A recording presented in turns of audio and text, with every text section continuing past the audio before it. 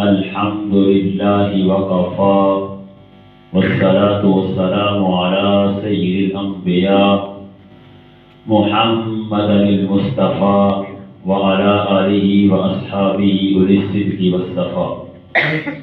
اللهم صل على حبيبك ونبيك وعبدك وصفيك وحبيبنا ونبينا وشفيعنا ومرشدنا وهادينا محمد صلاتك التي صليت عليه صلاة معروضة عليه مقبولة لديك محبوبة إليك وعلى آله وصحبه ومن أحبه واتبعه وبارك وسلم إلى يوم الدين. مولاي صل وسلم دائما أبدا على حبيبك خير الخلق كلهم هو الحبيب الذي ترجى شفاعته لكل حول من الأحوال مقتحم. قال الله تعالى وتبارك في القرآن المجيد والفرقان الحميد بسم الله الرحمن الرحيم وما أرسلناك إلا رحمة للعالمين. صدق الله مولانا العظيم وصدق رسوله النبي الكريم الرؤوف الرحيم.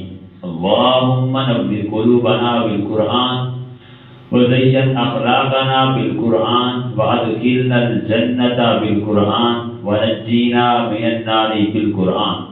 قال الله تبارك وتعالى في شان حبيبه مخبرا وآمرا إن الله وملائكته يصلون على النبي يا أيها الذين آمنوا صلوا عليه وسلموا تسليما. الصلاة والسلام عليك سيدي يا رسول الله وعلى آلك وأصحابك يا نور الله. تمام حمد و ثنا تعریف و توصیف اللہ جل مجدہ الکریم کی ذات بابرکات کے لیے جو خالق کائنات بھی ہے اور مالک شش جہات بھی. اللہ جل وعلا کی حمد و ثنا کے بعد حضور نبی اکرم شفیع امم رسول محتشم نبی مکرم اللہ کے پیارے امت کے سہارے رب کے محبوب دنائے غیوب مالک و قادر ما فخر عرب و عجم والی کون و مکان سیاہ لا مکان سیدہ انسجان نیر تابان شاہ نشین ماہوشان شاہ خوبان شہنشاہ حسینہ تتمہ دوران سرخیل زہرہ جمالان جلوائے صبح و ازل نور ذات لم یزل باس تکوین عالم فخر آدم و بنی آدم نیر بطحا رازدار ما اوہا شاہد ما توا صاحب علم نشرہ معصوم آمنہ احمد مجتبہ حضرت محمد مصطفیٰ صلی اللہ علیہ وسلم کے حضور ناز میں اپنی عقیدتوں ارادتوں اور محبتوں کا خراج تحسین پیش کرنے کے بعد عالی مرتبت محتشم سامعین علماء کرام تمام حضرات السلام علیکم ورحمۃ اللہ وبرکاتہ. اس خوبصورت مجلس کو حضور علیہ السلام کے حضور ناز میں نذرانہ عقیدت پیش کرنے کے لیے محفل میلاد کے خوبصورت عنوان سے منور کیا گیا.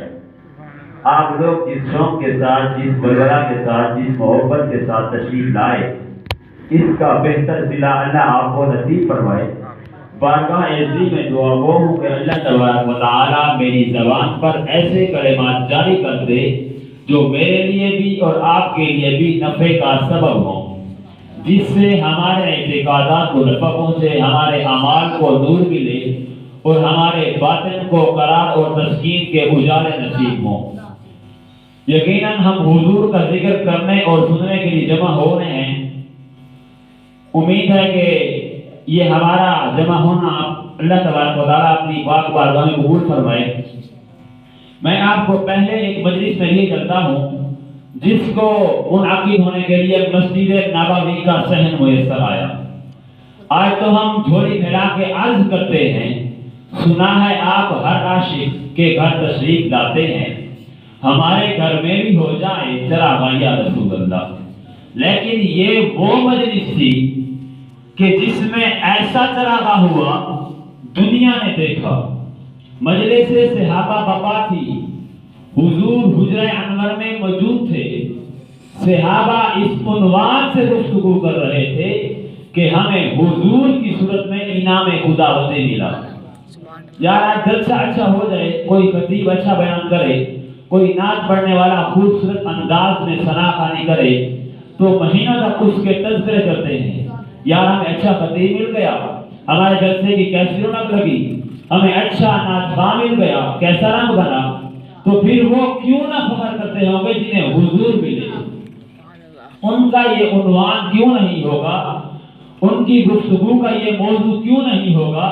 تو سامعین وہ اس عنوان سے گفتگو کر رہے تھے کہ حضور بھی تشریف فرما ہوئے، آپ نے آ کر صحابہ سے پوچھا، سنن نسائی کا لفظ پڑھ رہا ہوں، ویسے صحیح مسلم میں بھی یہ روایات موجود ہیں، ما اجلسکم، تمہیں کس چیز نے بٹھایا ہے، کیوں بیٹھے ہو، تمہارے بیٹھنے کا مقصد کیا ہے؟ حضور علیہ السلام نے جب یہ ارشاد فرمایا تو صحابہ نے عرض کیا، جلسنا نذکر اللہ ونحمدہ علی ما ہدانا لدینہ ومن علینا بہ، حضور ہم اس لیے بیٹھے ہیں، ہمارا جلسہ اس لیے ہو رہا ہے، جلسنا ہم اس لیے بیٹھے ہیں، نذکر اللہ کہ ہم اللہ کا ذکر کر رہے ہیں، ونحمدہ اور اس کی حمد بیان کر رہے ہیں، علی ما ہدانا لدینہ، اس بات پر کہ اس نے ہمیں ہدایت دین دی، ومن علینا اور ہمارے اوپر احسان کیا، بکا آپ کو عطا کر کے، آپ مل گئے، اس لیے ہم اس نعمت پر شکر ادا کرنے کے لیے بیٹھے ہیں، آپ کی وجہ سے دین ملا، اس لیے ہم اس نعمت پر رب کا شکر ادا کرنے کے لیے بیٹھے ہیں۔ اگر یہاں پر حضرت حسان بن ثابت رضی اللہ تعالیٰ عنہ کی الگ سے بولی سننا چاہو تو ان کے لفظوں کی ترتیب یہ ہے، من علینا ربنا اذ بعث فینا محمدا، ہمارے رب نے ہمارے اوپر احسان کیا کہ ہمیں محمد عربی عطا کر دیے۔ شاید اسی کا ترجمہ بھی کس نے کیا ہے، فضل رب العلا، اور کیا چاہیے، مل گئے مصطفیٰ، اور کیا چاہیے۔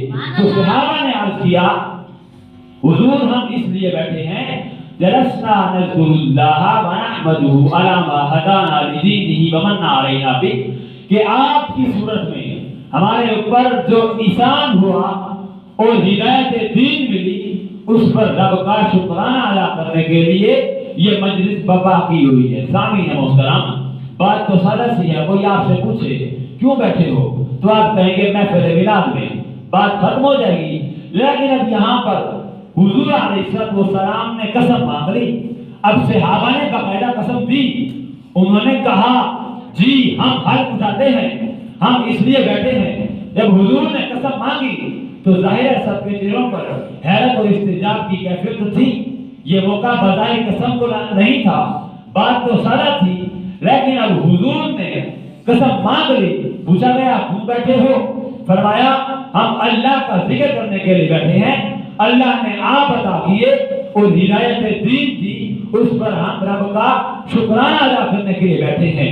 اب حضور علیہ السلام نے جب صحابہ سے باقاعدہ قسم مانگی اور صحابہ نے باقاعدہ قسم دی، انہوں نے کہا جی ہم حلف اٹھاتے ہیں، ہم اس لیے بیٹھے ہیں، حضور آپ کی صورت میں ہمارے اوپر اللہ نے جو احسان فرمایا ہم اس کا شکرانہ ادا کرنے کے لیے بیٹھے ہیں۔